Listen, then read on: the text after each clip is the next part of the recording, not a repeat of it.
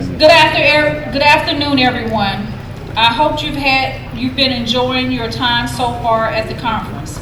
We've worked really hard to put together a rich program for this year full of information and resources that you can use when you go back to your states and communities.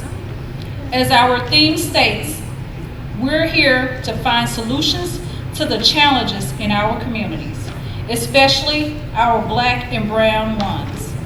Our guests today will bring unique insights and practical knowledge that we can take back to our communities to help develop legislation, programs, and other initiatives to positively impact the daily lives of our constituents.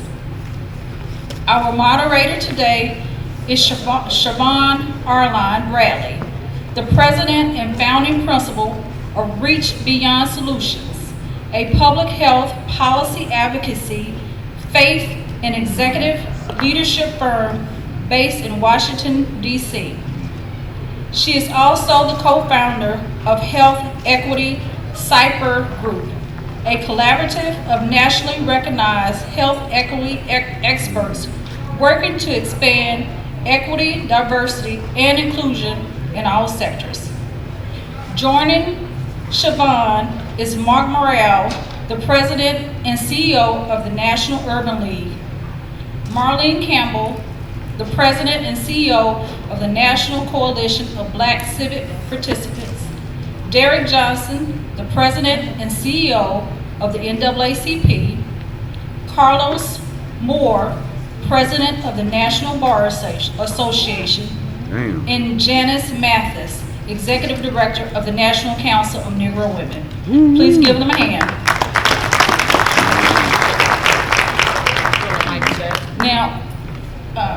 Now, we know many of you have been tweeting, posting, and Facebooking about this conference. True. And we'd love to see all of that. And I would like to ask everyone to pull out their phones, join us, follow us on Facebook and Twitter, and also hashtag us on Facebook and Twitter as well, because we want to make sure that we are engaging in our social media accounts. So if you could please do that so that we can increase our participation on social media and have some of those nice pictures and stuff and information that you'll be getting and posting on our social media accounts. So Siobhan, take it away. Thank you, Representative. Thank you. My mic on, check 1, 2. Can you all hear me? Yes. Good afternoon. I know it's post-lunch. Good afternoon. Good afternoon. We are in the most powerful room in the country right now. That's true. And so it is an honor to be here with you today. I just want to do a quick shout out to NBCSL. Thank you for the invitation. I see Calvin Smiley here. I see Senator Butler and all the Nobel women, all the family out here. The Deltas, I see you. Links, everybody. Lottie-dot. It's time to get to work. We've got a lot of discussion points today. We have a panel that I love dearly, that is an esteemed leadership panel that will really be talking us through the civil rights work. And we're going to frame this discussion based on our conversation around this theme, which is really around building Black leadership in our communities. I'm going to say it very specifically, building Black power. Yes. That's right. Black political power, and changing the way that we really identify our roles as a collective. Rhonda Brickens is here, and we work with the 501c4. And there's a lot of things that these organizations have done over the years that have really gotten us to this place, but we're talking about the leaderships in these seats. So I want to start with some clear questions. We've all been introduced, so it's great to see everyone on the panel. NBCSL is in an interesting position. You all are state legislators. You all are really pushing the needle on the ground at the state assembly level, but we have national leaders here that are going to really give you some charges, but I want to talk about policy issues. So my first question is this, and this is I want to start with the NAACP. Derek Johnson has to leave to catch a flight, but I do want to start with this discussion and to go across this panel. What would be the number one thing that NBCSL leaders in this room need to be thinking about as it relates to policy? Where would you start us off? Redistricting. Redistricting is the most important policy consideration that any member of a legislative body must pay special attention to, because it would define the outcome of the election for the next 10 years. You know, I was an undergrad at Tougaloo College in the 90s, and thank you, Earl. and I can recall one of my professors, Senator Henry Kirksey. Senator Kirksey, Hollis Watkins, and Carol Rose, they embarked on forcing the state of Mississippi to be fair with their district lines, and the state refused to do so. And many individuals want a gradualist approach. They say, well, we can only pick up 8 additional black districts. And what Senator Kirksey did, he said, no, it's more than that. But he also recognized that in redistricting, there are no permanent friends. There are no permanent enemies. There's only the interest of the black community. That's it. And so they were up against the Republican Party on one side and the Democratic Party on the other side. And Kirksey say, I'll be damned to both of y'all, because this is about black folks on this side. And that outcome resulted in a challenge that increased the size of the Mississippi Legislative Black Caucus from 21 members to 42 in one election cycle. But it also increased the number of school board members across the state of Mississippi, which increased the number of superintendents. It also increased the number of city council members. It also increased, y'all get the picture here. It is the most important policy consideration. Now, my final point on this. Redistricting is a team proposition. It's not an individual protection reality. That's right. It's a team proposition. And so if your district is over 65% black, you're doing damage to the black community. Try to protect your meager salary, you're hurting the overall cause. Why? Redistricting is about the entire map. It's not about your district. And if you are trading horses with Republicans who want to pack your district, say that again, then you are undermining black folks. And I have a saying that we have to treat white folks who treat black folks bad, like they're treating us bad, and retaliate. We got to treat black folks the same way. Because if we don't, long term, you may have your salary in your district, but the overall opportunity for African Americans to have true representation have been stolen. Now, the other thing I want to say is, it was really important, Ambassador Smiley, right? Soon to be. Soon to be. Y'all need to tell him that the next meeting, once he's confirmed, needs to be in Dominican Republic. So let's give him a hand Period. So you set us up, President Johnson. I want to open the floor to this conversation, though. We're here to redistricting, but voting rights cannot be missing from this conversation. So I'm going to turn to the sisters, because I know there is a statistic that tells me over 90% of black women made a difference in the last election. But I'm going to talk to Melanie and Janice Matheson. I'm going to start with Melanie first. Give us context for this voting rights fight, how it connects to redistricting, and really what black women are doing and your organizations. We have the Black Women's Roundtable, we have NCNW storied organizations, but let's have this conversation, and then I want to turn the discussion in a second. Thank you, Sarah. and Reverend, Doctor, All that. and all my colleagues, and just honored to be here. Always good to be in my second home, Atlanta, Georgia, where I cut a lot of my political teeth. So we talk about Kevin Smiley and Gloria Butler and so many others. I look out and I get in trouble. I start calling names who put me in this work that I do. Well, you know, and I know I'm preaching to the choir, but at the end of the day, we're at a moment where, when we talk about redistricting, that if the voting rights attack that has taken place, Georgia, we're sitting here in Atlanta, and everybody already know all this taking place. If we don't get our voting rights protected, then all what we sit to talk about our policy really is a viewpoint. All we sit to talk about when it comes to building power is a viewpoint. And so what we, Janice, Dr.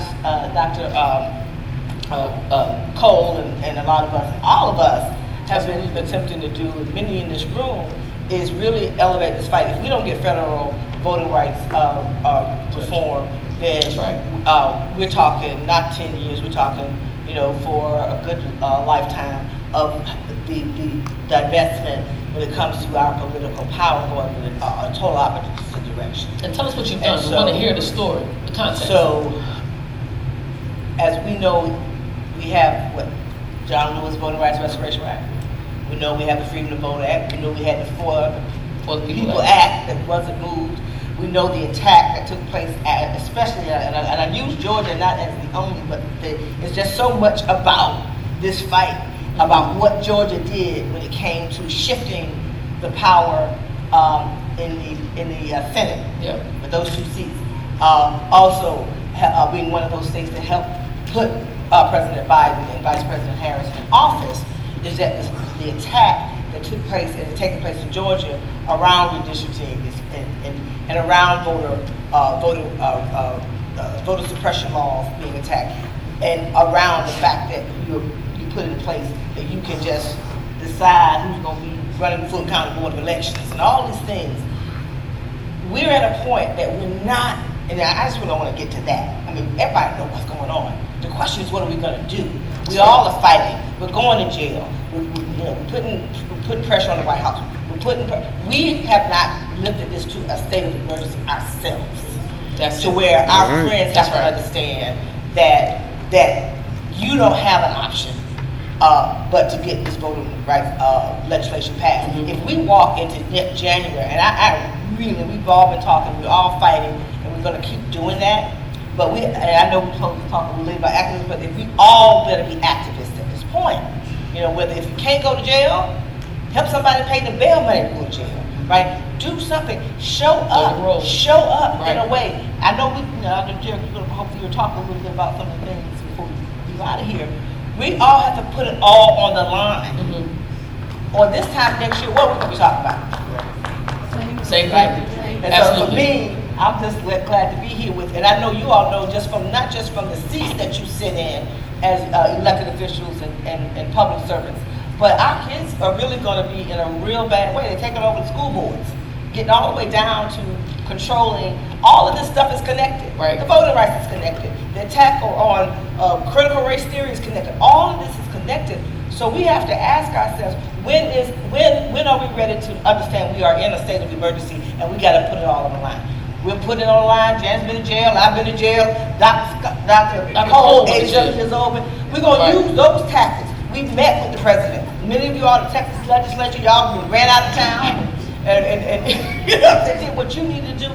But our community and our friends, because it's not just a black doggone issue, because we have challenged our friends who benefit from the fact when you talk about black women turning out to vote, our friends benefit from that, but they have to show up and be right there. And you can name your friends. We can talk about who's not been supporting black people and black communities.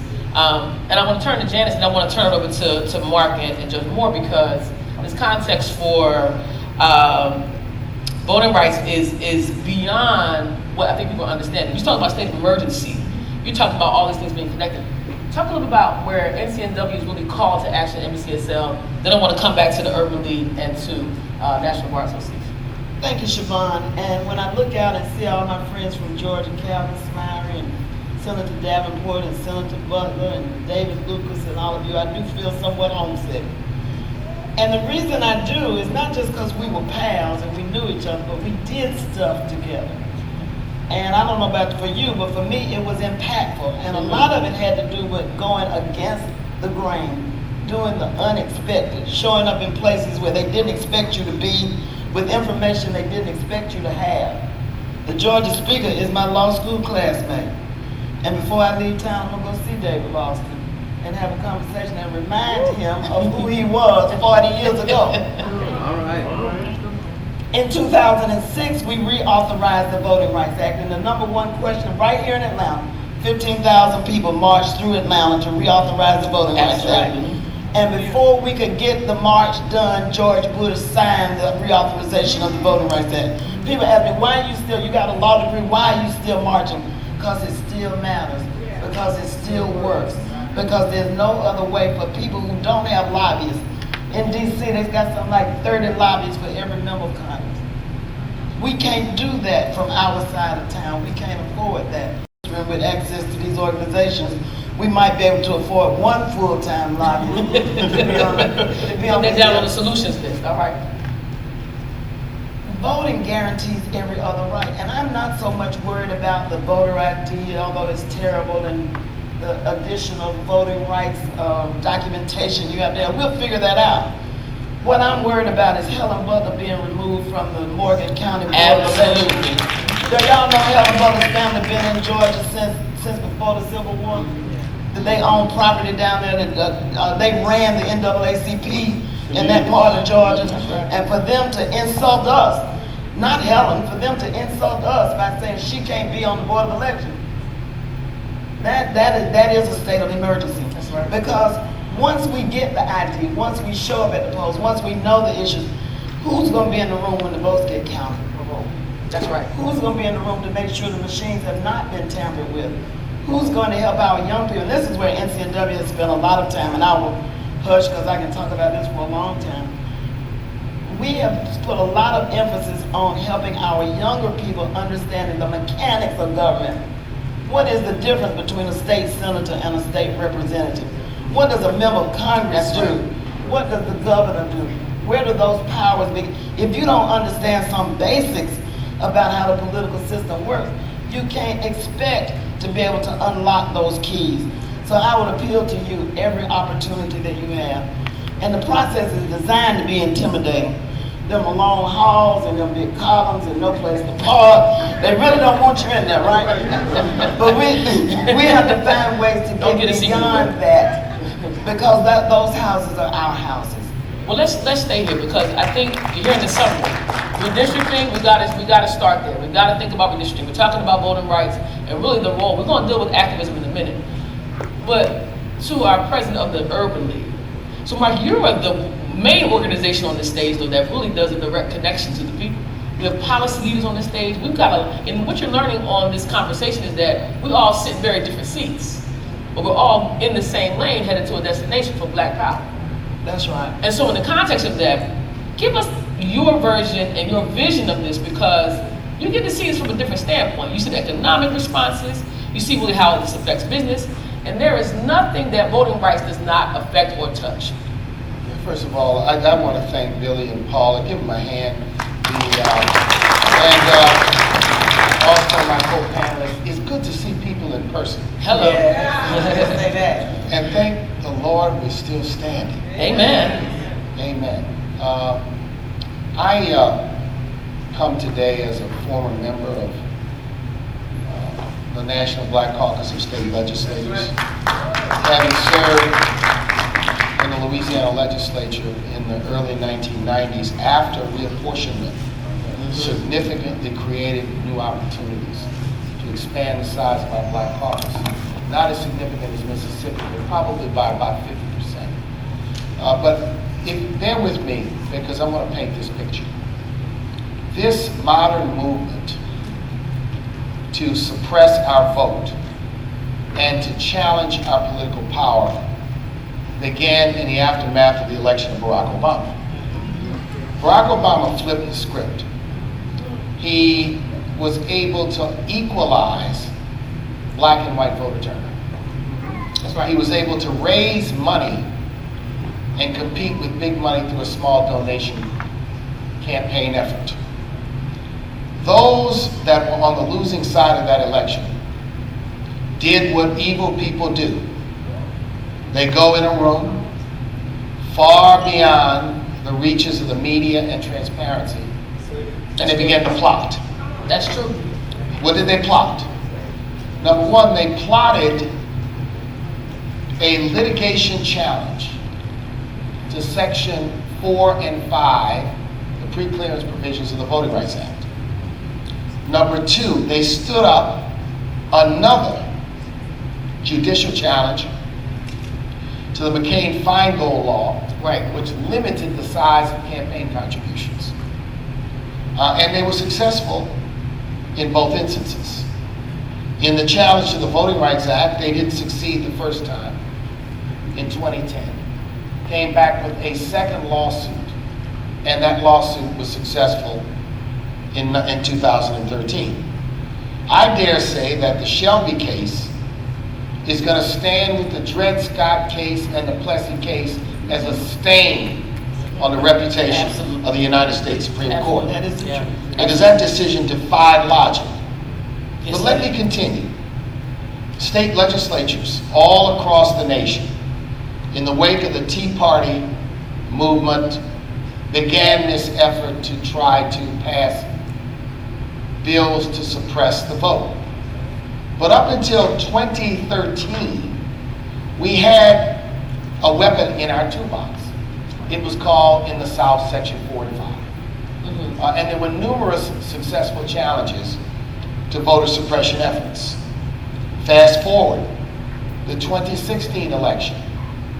The Russian Federation launched one of the most expensive, sophisticated, far-ranging voter suppression efforts using social media, creating false handles as though they were Black Lives Matter activists, and they were basically telling young black people, do not vote. They posted, the Russian Federation, in the 2016 election, more social media posts than the Republicans and the Democrats combined. They were actively involved at targeting black voters. Fast forward, the 2020 election rolls around. In the 2020 election, 70% of the people who voted in the United States did it in a non-traditional means, which means they didn't go to a polling place on election day to cast a ballot. They voted by mail, they voted early, they voted absentee, they voted by way of a drop box. 70% of the American people. And we had the highest voter turnout Absolutely. in modern American history. That's true. The evil people behind the screen and behind the door got to work again.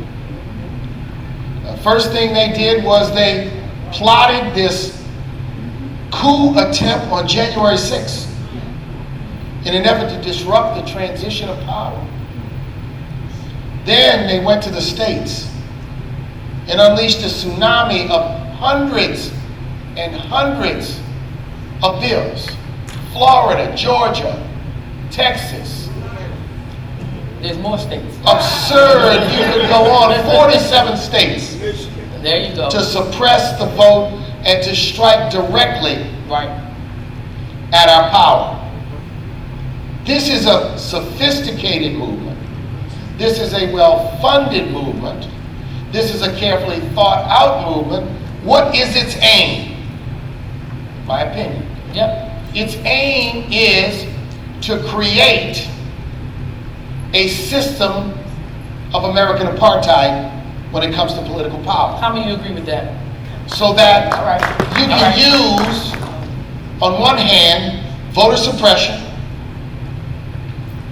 winning national elections by way of the Electoral College, and the filibuster combined to allow less than a majority of the American people to control the public policy discourse in this country. Now, what does it come down to?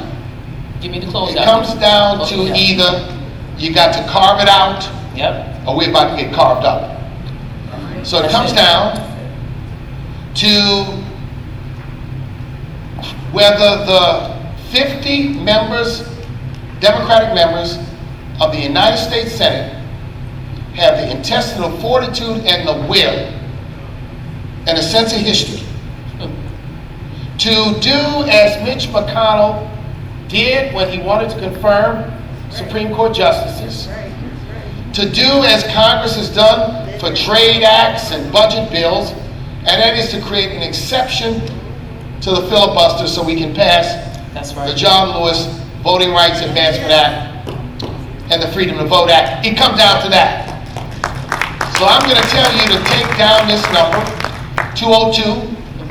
202-224-3121. Write that down. Call your member of the Senate on a daily basis, or go to senate.gov and That's email them and tell them to carve it out. We have got to get to the heart of the matter. The heart of the matter is without carving out the filibuster, these two bills are dead and done. They're dead and done. And let me say this. This attack is as dangerous and as pernicious. What flows from it, if we had Section 5, not Florida, not Georgia, not Alabama, not Louisiana, not South Carolina, could pass these gerrymandered reapportionment maps. This is a neat circle and a power grab that we have to push back on forcefully in these times. So I want to just say there's a long history. This is not a snapshot in time. This is a long effort by interests in this country to suppress, limit, curtail our political power. But let me just, one last thing. Now, this is your last thing, Mark. If you listen to our allies, they'll say, you know what? It's not just you. They're trying to suppress Latinos, Native Americans, disabled Americans, students, senior citizens who can't get to the polling place on election day. This is broad-based, and we have to initiate, elevate a movement to save democracy. So I'm going to transition. Thank you, Mark, for that. It's helpful context with the history. What is important that you said, though, I want to bring you in, Carlos, because what Mark did was very important in this moment. He asked you to call your senators. I do not miss what just happened there, because I think there's a massive assumption and a massive gap in the context of state legislators and their ability to actually move the needle in DC. Mm-hmm. And so when I think about the Black lawyers, the body that has literally been the longest standing organization of Black legal experts in this country, beyond even just voting rights redistricting, where do you see Black lawyers in this movement, one, and then connecting that to NBCSL? Then I'm going to switch to some other policy areas. We got about 25 minutes with you on it. We have about 25 minutes to keep going, but I want to get you in on this. Thank you. I appreciate Representative Mitchell and all those that organized this outstanding conference. You know, the National Bar Association is on the front lines. Our theme this year is Stand Up NBA, strong, tenacious advocacy for a new deal, uplifting our people. So this conversation is very timely because we are very intentional, not only being advocates, but being lawyers. And so we are out there advocating in DC. We definitely support the passage of the John Lewis Voting Rights Advancement Act, the For the People Act, the Freedom to Vote Act. Any configuration of a voting rights bill, we have to have it, and we're not going to give up until we get it. We do believe, like Mark says, that the filibuster has to be reconfigured. An exception has to be made so we can get those Voting Rights Act, get a version of the Voting Rights Act passed. And so we're going to be in DC making noise. I think sometimes we believe because there is a friendly administration in that we're not supposed to make noise.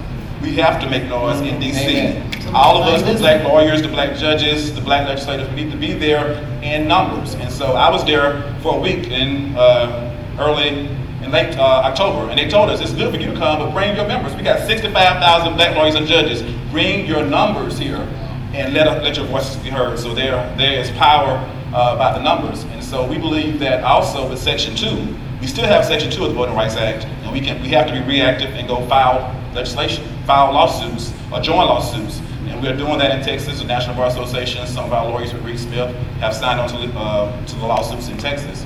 And we're fighting that battle, but to Mark's part, we need Section 5 restored. And so we're going to fight, and we're not going to rest until we get that. So I want you to get the summary, make the phone call, work your seats in the redistricting work, engaging with legislation and litigation on the ground, and then also utilizing your base. You said the Black lawyers, in my mind I was thinking all the Blacks, bring all the Blacks to DC, right? It doesn't matter who you are, because the context is really the Black community, and we look at the numbers. The African American community right now is the second largest minority or community of color block. We're no longer the first, so let's start there.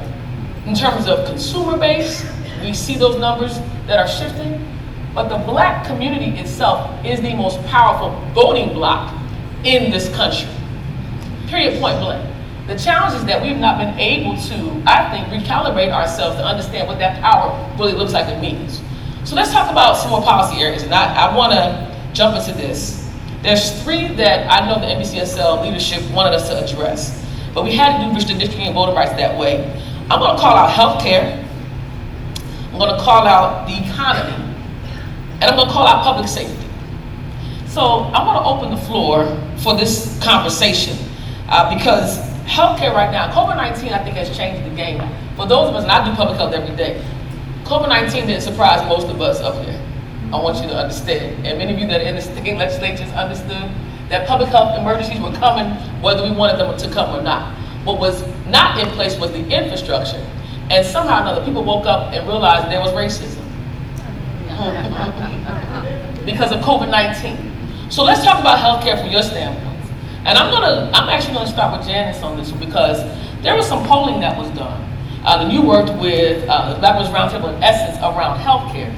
And I want to get your feedback on that. What does that look like for state legislators as we think about this pandemic, which by the way, Omicron, the variant is in America now. So this pandemic is not over. Let's get some context there. When you say that racism was revealed by COVID-19, I would offer a friendly amendment to say it was uncovered. That we knew that too many of our folk had diabetes, we knew that too many suffered from premature heart attacks, and we knew it in our gut. But now all of a sudden there are these glaring statistics. And then you combine that with a pernicious, pervasive, evil dissemination of false information on the internet that convinced our folk that they, despite medical advances, despite what we've done since Henrietta Lack and since Tuskegee to make medicine more equitable, that no progress has been made at all and you should not take these vaccines. The question is not whether you take it or not. The question is, do you have the information to make a good decision for you and your family? Because what we discovered is that Black women make about 80% of the health decisions for their families. And so if Black women are underinformed, uninformed, ill-prepared to meet this moment, then our entire communities will suffer and are suffering now. The upside though, what we can do about it, there is a new realization, I believe, that health equity is something worth fighting for. Long haul COVID is here to stay. People are presenting in hospitals not realizing that their cough, their chest pain is a result of having had COVID a year ago. So we're going to have to deal with what does the Affordable Care Act cover? What does your health and what will Medicare cover? Build Back Better talks about expanding Medicaid. Is it going to cover the after effects of long-term COVID? Those are the questions at the state level that you will have to deal with. And are your states going to continue to think about expanding Medicaid? I mean, so this is all still connected, and there's going to be some more policy changes coming with the Affordable Care Act. Anyone else want to cover health care? So, when you think about health care, understand sickness provides profit for corporate interests. Sickness provides profit for corporate interests. And I stepped into luncheon right before this, and I kind of shook my head. Because I was hearing a tail wag the dog argument funded by your neighborhood tobacco industry. And in that process, we know that cancer disproportionately impact our community, and the tobacco industry laced cigarettes with a higher nicotine to make it addictive, and then they flavored it and marketed it in our community because based on that study, they realized that menthol was a flavor that Black folks would take to. It's about money. Secondly, healthcare policy is about taxes. Who get taxed, who's not taxed, or who is deserving on receiving the benefits of the tax coffers. The whiter the state, the more taxes go for the benefit of the community, of the citizens. The more diverse the state, the less likely the legislative body, if it's not controlled by our interests, our community, are undermining the ability of our tax dollars going to benefit the citizens that we represent. The dialysis clinics populate our community.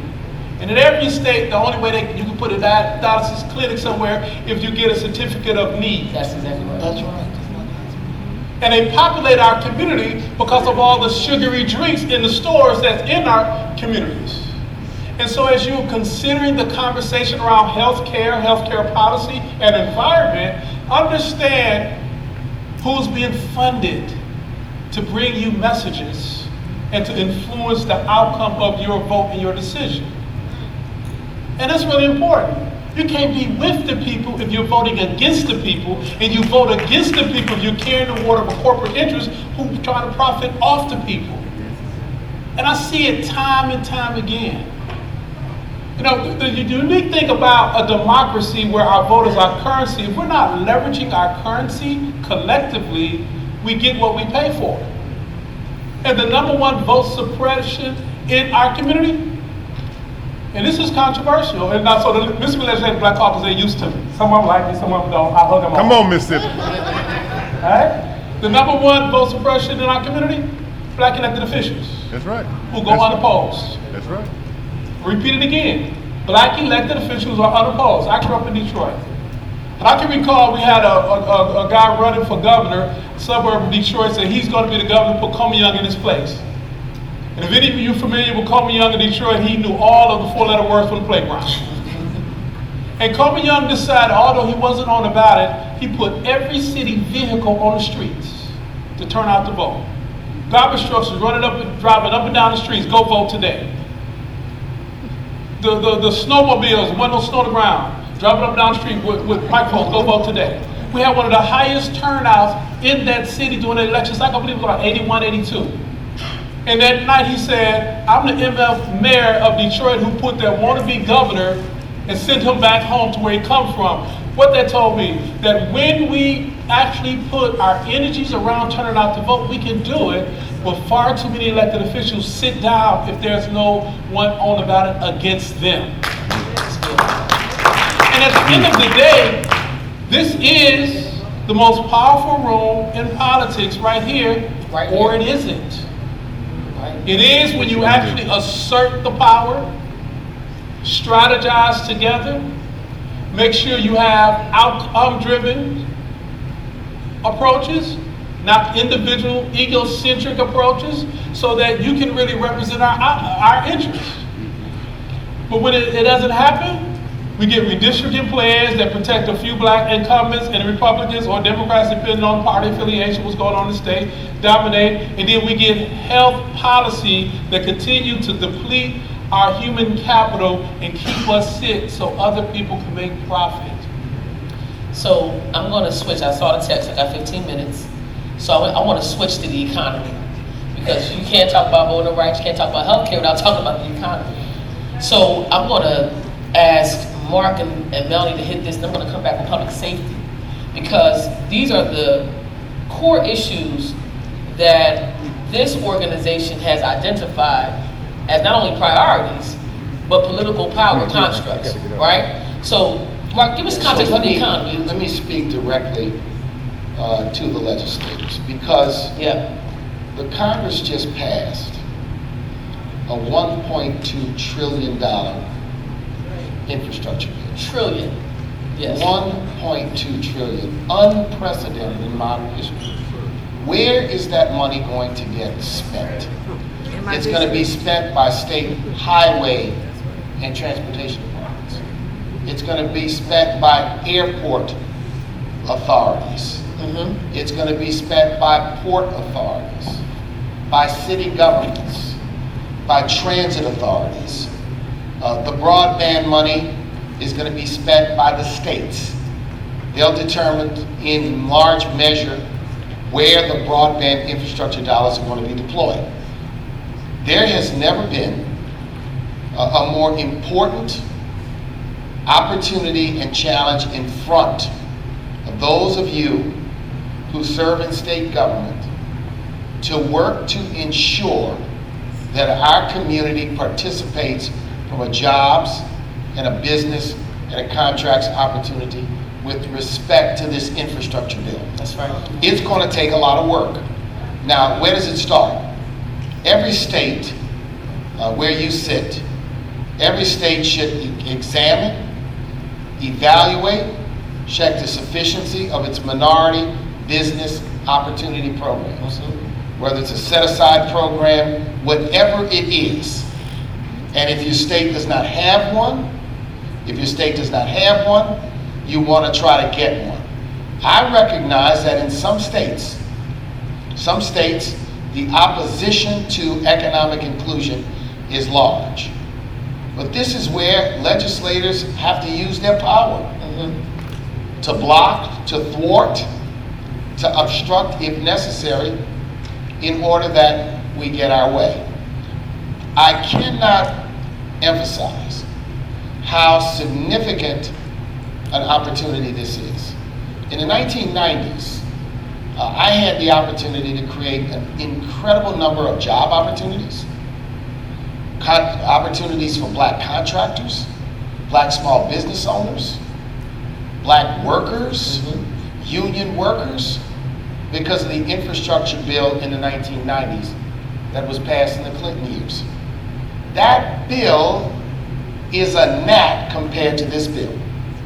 And the opportunities that are there. This is, every state, black state legislative delegation should have a task force, a point person. And I'll tell you what, when I got to the legislature in 1991, all of my colleagues wanted to be on the health committee. On the health committee? They wanted to be on the education committee. Okay. And they wanted to be on the budget committee. I was a rookie. I ended up on the bill, on the committee that wrote the construction bill. And I walked in there and I said, boy, there's a couple of $1 billion in here. And I watched these guys go have a meeting before the meeting with a piece of paper out and say, put down the projects you want on this piece of paper, and it's going to be in the chairman's amendment tonight. And so I got an opportunity to bring lots of dollars to New Orleans and Baton Rouge and Monroe because of my position on that particular committee. That's right. This opportunity, look, I could sit here and talk about the racial wealth gap. I could sit here and talk about the racial income gap. I could sit here and talk about the historic discrimination in the economy. But what I want us to do is focus on the opportunity in front of us. That's right. That's right. To try to take advantage of something. We at the National Urban League 6 years ago put together a plan called the Main Street Marshall Plan. That Main Street Marshall Plan was shared with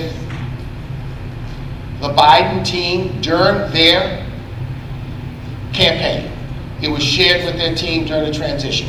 When I saw their infrastructure bill, it looked like a Xerox copy of the National Urban League's Main Street Marshall Plan. And this is truthful, but sometimes that's the way policy's done. That's how it happens. Like pressure, but a plan. Not just pressure, but a plan. So I want to really appeal to you. We are thinking about how we can organize and curate an effort to provide guidance and support across the board so we can take advantage of this. The Build Back Better Budget Reconciliation Plan will have additional opportunities in it. And like hundreds of billions in job training and workforce. Who's going to get that money? Where's that money going to be spent? How is it going to be deployed? It's going to the Workforce Board. It's going to the State Departments of Labor. Some of it may come to nonprofits in your community and in our communities if we insist on it. So on the economy today, I want to encourage every state legislative delegation to have a plan, to have an agenda, to have an initiative, to ask the questions, to move forward to make sure that black communities take full advantage of this new infrastructure bill. The opportunities are significant. It's huge. You got the appeal. I want to be clear that we go back to the appeal. Is that you are really in the driver's seat there. Go ahead, Melanie. Let's bring the Well, we're kind of connected. Sure. The issue around health, the health care, but also how COVID impacted our community and how, when you talk about the Build Back Better plan and how critical it is, because for black women, we're not coming back to the workforce. in the same level. It's very different. Because of things like childcare, right? And so as this fight is taking place now, and we have to first of all claim the victory ourselves that we helped get the infrastructure bill passed. So our people understand that, and I know that you all were a part of that process just like we were, right? But our community doesn't really understand that is our money, and we need to make sure that they see that their vote mattered. That's right. Because this election is around the corner. I'm going to connect those dots back. If our people don't think that anything happened, and we all fight the fight on some of these things, but we have to claim that victory. And if we're able to get Build Back Better Act passed, as it has such huge opportunities. But if our folks don't think that it connects to them, and if we're going to try to deal with our community recovering from COVID, the economic impact, then we have to make sure that we are really letting our folks know, and that's not easy, but if we don't do it, our folks are not going to show. We talk about young people all the time. Janice brought that up. They don't feel like that it mattered what happened in 2020. And although we know we didn't get this, there's a lot of disappointment that our folks are having, and anxiety and frustration. All the things I know, I saw your agenda, so I know a lot of things y'all have covered. But if part of that state of emergency is in preparation for, we have to have a dual track that we win on some of these things, and a dual track that we don't. And what I mean by that, what happens if we don't get voting rights passed? I don't want to think about it, right? What's the ripple effect? But what happens? Yeah. Right? Our people are going to stay home. That's right. Right? So the victories that we have brought to heretofore have to be brought to our community where they can see it, where these construction jobs, Rhonda, where our folks are able to get to those apprenticeships. We got to put pressure on our labor affairs. The white boys know. And I know there's the white men in the room. But the white boys are happy. We went to that signing. Who was there? Claire, when I saw you and I helped me find somewhere to sit. We took care of the brothers, but that's all right. That's another conversation. The brothers helped us find a seat. But I'm telling you, at that signing of that infrastructure bill, it told the story. How happy these same people, they didn't put you in office, but they were there in that cold weather. They were ready. They were like, yeah, we got it. But our people are the ones who got you in the office. But our people don't understand that. And so I implore all of us to make sure our young people most especially know it matters. And the only way that's going to happen is they benefit from all that. How many trillion? 1.2. 1.2 trillion. And if you get the other 1 trillion, we're talking 3 trillion. 1.8. Right? Yeah. And that money's going to come. And I know you all are fighting on state legislature, but bring it all the way down for our people to be able to understand that it does matter. I survived COVID, you know that, right? So the other part of that too, as we're dealing with the pandemic is not gone. I was scared when I first got y'all thing. I was like, okay, y'all having a in-person thing. But I know we're doing all that we have to, but who in here from Florida? Man, I went home in Florida. Our people are still being impacted by this COVID pandemic. And so I've been working with Mark, gave me some resources to help. We're sharing the resources.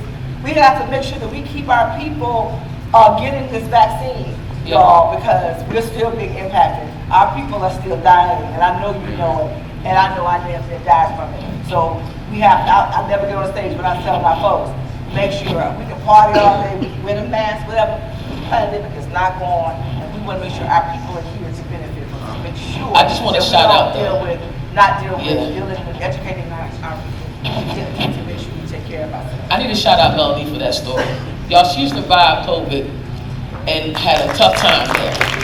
So we just grateful for life to be able to say thank you for sharing this story, because we are seeing this pandemic, and again, this is all connected. There's nothing that we talk about that's not connected. I've got one more, and I got to transition. Really quick thing.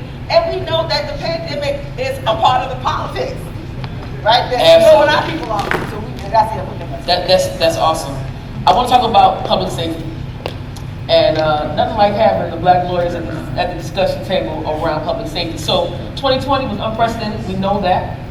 We've seen a number of convictions, guilty verdicts for murderers of black men, and not black women necessarily, but black men at this point. Talk to us about public safety, and what does that mean for a state legislator? Because Black Lives Matters as a context has been one thing, but from the policy standpoint and this political arm of leaders that really have an opportunity to weigh in on legislation, from your organization standpoint, where do you see public safety for black people, and where do you see us going? I do believe that it's going to be incumbent upon the state legislators to give us some relief. We see black men continue to be killed, a lot of times with impunity. We have not been successful in getting George Floyd to Justice and Policing Act passed in Congress. And so it's going to take the state legislators to draft laws and hold their police accountable in your states based on the laws that you draft and create. So the National Bar Association over the next year will be traveling to various state capitals and lobbying you guys for relief. We believe that you have the power to hold these officers accountable, and that's going to be our next full court press, because we think we have to get justice somewhere. And I believe the laws vary from state to state. We see in Wisconsin, Rittenhouse, he got out because of the laws in Wisconsin. Had they had better laws, he would have been convicted. You see, in Georgia, these guys are going to probably get the death penalty because of the laws in Georgia. These are what you created, state legislators like yourselves. And so you are very much more important in the NBA's perspective than Congress, because you are affecting the criminal justice system that's going to hold these people accountable when they kill people that look like us. And so I applaud you for your efforts across the country. We ask you to do even more to help protect the lives of black men and women in this country. Thank you for sharing that, because the Rittenhouse case threw me off, and I know there's a lot of leaders across this country that were having a number of conversations about him, and now his pawn usage of being in front of Donald Trump. I mean, they got a 17-year-old pushing. We got to connect all these dots, brothers and sisters, in this context. We're going to this last question, and we're going to head out. We'll start with you so you can catch your flight. Activism. So I want everyone to answer this question before we go. What is your charge to the state legislators in terms of activism? What is your charge about where that seat leads into making a change for black people in this country? But depending on what seat you're sitting on in your state legislative body, whether you're in the majority or the minority, that would determine your activism, of course. I want to pick up where Mark left off and then leave with this. One, the money that's on the table, some of it's going to the state and you all got to negotiate that. But if you don't get all that you want, go to the agencies. Go to the agencies directly, because there will be money that's going to be gifted from the agencies directly, and they need to hear from you. Why? Because if you are in the southern belt of those states, this administration would not exist. If you are in Metro Detroit, this administration would not exist. If you are in Allegheny County or in Philadelphia, this administration would not exist. It was black votes from South Carolina all the way across to Louisiana, Detroit, and Pennsylvania that put this administration in place. So don't be handcuffed by what your governor decides to do with money once it gets there. You also have the power to go to the agency. That's activism. That's activism. Black wealth is based on ownership in homes, business, and lands. The number one inhibitor of black wealth is student loan debt. How many of y'all still paying that right now? I love it. And I know that I've run across some older of my uncles and stuff say, well, I paid mine off, y'all should pay yours off. No. The escalation in school tuition over the last 20 years have gone up multiple fold. State legislative bodies have intentionally cut support for those same institutions, therefore putting the burdens on individuals to pay it at a time when more African Americans began to go to college than in the history of this country, on top of some of them being second generations and their parents still paying off their student loans. And you can't qualify for a house if your credit debt ratio is out of whack. Therefore, you can't own a home. Therefore, you don't have any equity that you can build wealth from. So you got the infrastructure bill. It's some coming to the state, negotiate that. What you don't get there, go to the agencies. Why? Because this room created the reality of this administration. But this administration can also, through regs, Cancel debt, but more importantly, the number one employer of African American in this country is government. Federal, state, county, city, and school districts.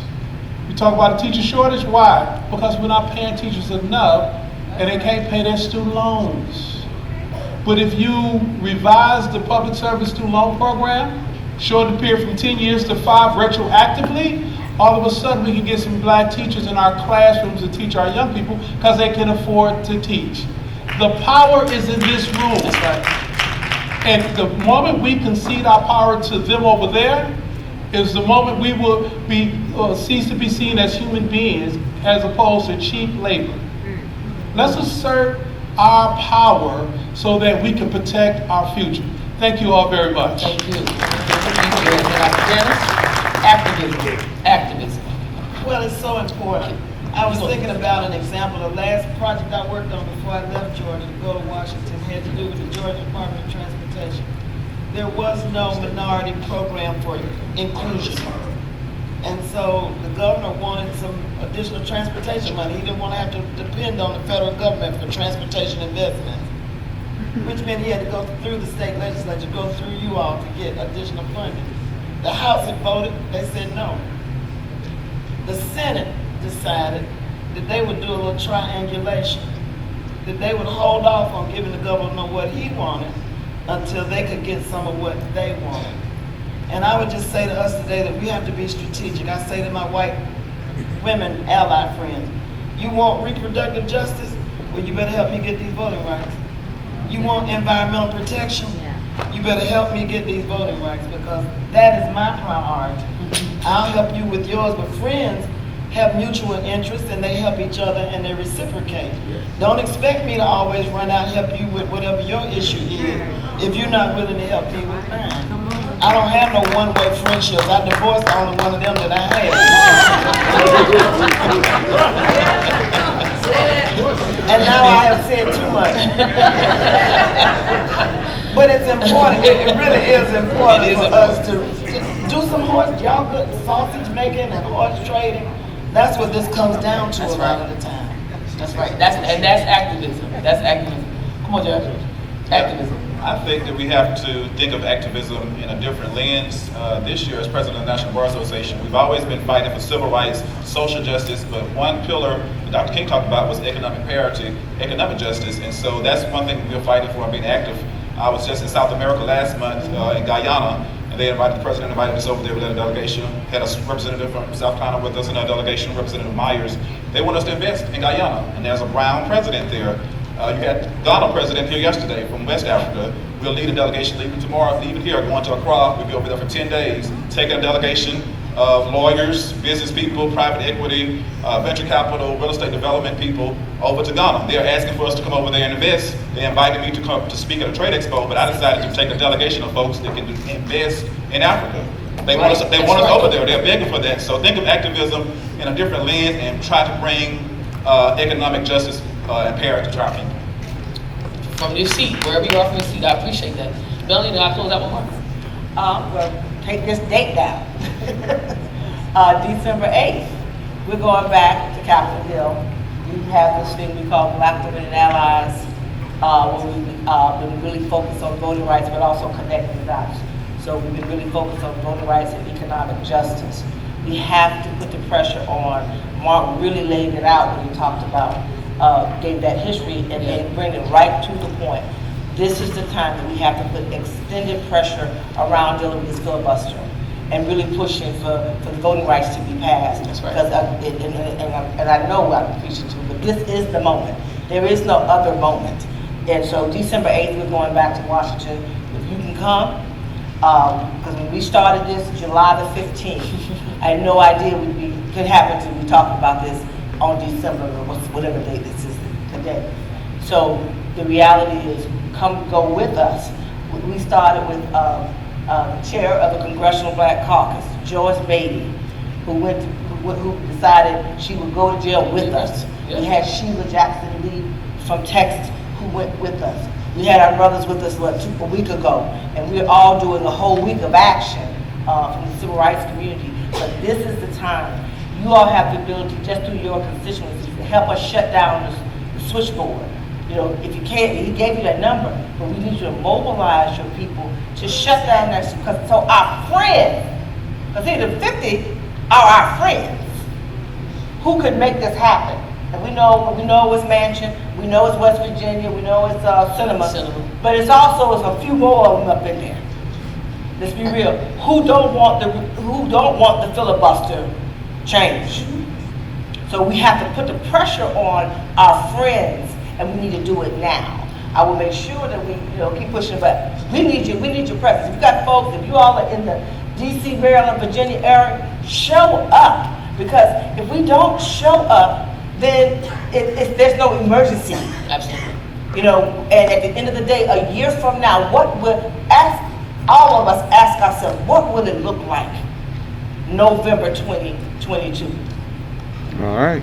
If we don't get voting rights passed in this country. Absolutely. Some folks won't even have a seat. And I'm not being disrespectful in your house. Absolutely. If I could add just one other thing. Those of you who got the president and Vice President Harris on speed dial, they are laboring under what I think might be a misconception. Build Back Better is good, the infrastructure bill is good, but it is no substitute for voting rights. Because when this administration ends, we will still need the right to vote in order to protect our people. I get it, I'm looking forward to the child tax credit, I'm for all of that. But it is no substitute for the protected right to vote. No substitute. Let's say this, without the record voter turnout in 2020, none of this legislation Would have passed. would have a snowball's chance if you know what to pass. Let me try to close this way. A little perspective. So for the last decade or so, the 8 legacy civil rights organizations have come together in a way that I think is only matched by the way in which we came together in 1963 for the March on Washington. By coming together, and I want you all to know this, we decided, because we looked to the past, that those of us in leadership positions would drop the ego. All right. That we drop the competition. Yep. That we wouldn't let people pit us against each other. And that we were going to work together on a number of things. One way we decided to work together is with our engagement with the national government and the President of the United States. That's right. So Janice and NCNW, Melanie and the National Coalition of Black Civic Participation, National Urban League, National Action Network, NAACP, the Lawyers Committee for Civil Rights, NAACP Legal Defense Fund, and the Leadership Conference on Civil Rights. And we have done that not to exclude anyone, but because we felt, and I felt when I joined the National Urban League, that there was too much of an undercurrent of crab in a barrel mentality among national civil rights leaders. And people would come to me and they'd tell me, well, if I give so-and-so money, why should I give you money? And why is your position this? Shouldn't you take an opposite position? And I listen to them, and then I carefully ran them out of my office. Because I see division, and I see evil people and their tactics. All that to say, what I would appeal to you is as follows. We are considering and thinking about how we can expand our engagement at the grassroots level to create this mobilization around democracy and voting rights. So we have a number of things that we've put together. One is a civil rights scorecard. Waiting, right, the members of the Senate on their position on the John Lewis bill, the Freedom to Vote bill, and also the filibuster. The preliminary scorecard gives many Democrats an A, about 14, 15 Democrats an I, an incomplete. Almost every Republican, maybe except one, gets an F. We want to lift that scorecard up so that the community knows and that politicians know We are watching, evaluating, and we will hold you accountable. So between now and the end of the year, and perhaps into the new year, we are now planning, we want to do a massive virtual town hall with thousands and thousands of people so we can update, talk about, educate, and also demonstrate that we are all on the same page. I don't care, most of us who serve in elected office or have served in elected office, we were once activists, going to protests. That's right. Community organizers. I can't be lecturing about no march. I got arrested at the South African Embassy in 1985. Many of us have worn multiple hats. We make false distinctions. If we say, well, I'm an elected official, and you're an activist, and you're a community leader, and you're a this, and you're a that, it matters not what hat you wear. What matters is the people's agenda. That's right. And whether we're pursuing the people's agenda. If you are a legislator, you have unique powers. You have the vote. You have the ability to introduce legislation. You have a great semblance of power. On activism, those that are street activists raise awareness, bring pressure, bring heat, give people a way to participate. And so what we've got to do is, I heard a young man during the height of the Black Lives Matter protests say to me, he says, I'm tired. He says, I've been to 5 marches. You realize I've been tweeting all day? Come on, tweets. When ain't nothing happened, man, what do y'all do? No change has occurred. I said, young brother, step into my office, we got to talk. Let's talk about 1947 through 1963, 64, when the filibuster was unbreakable. Let's talk about the long road from the Plessy decision to the Brown versus the Board of Education decision. Let's talk about 1619 to 1863, 64 and 65. No, we don't want to wait that long. But our enemy is cynicism. Our enemy is impatience. Our enemy is, this is not a television production. This is not a social media production. This is the real battle, and it's absolutely the real fight. So we're going to really work with Billy, where are you? And the incoming president who I just met. Congratulations to both of you all on trying, because I think you all have huge followings if we multiply all your constituencies. Absolutely. And you also have the respect and the standing in local communities with your voice. We have to figure out a way to practice the politics of multiplication. How we can, and we're going to try to take a stab. We did this a bit during the census to at least create some national, a way that we can communicate nationally. Absolutely. And bring everyone up to date and sort of encourage the joint activism. Our people want to see us working together. Our people want to see us collaborating. Absolutely. They have an expectation of that. And look, we're going to have our squabbles, our fights, but sometimes you got to keep it in the house. You got to keep it in the house. You know, keep it in the house. When I'm fighting with my sisters or they're fighting with me, nobody else should know that, because we're going to eventually resolve it, because it's a battle of love. Absolutely. So I really want to make this appeal to you all, so that this session is not just a session where we've talked and we've been inspired, but that we walk away with some steps that we can take jointly, some steps that we can undertake to advance this cause. I'm going to close with this. You know, Marcus Baptist, this is his last close. I want to say this. I've got to get him going. I've got to get him off. Go ahead. It's very personal to me. When I was 10 years old,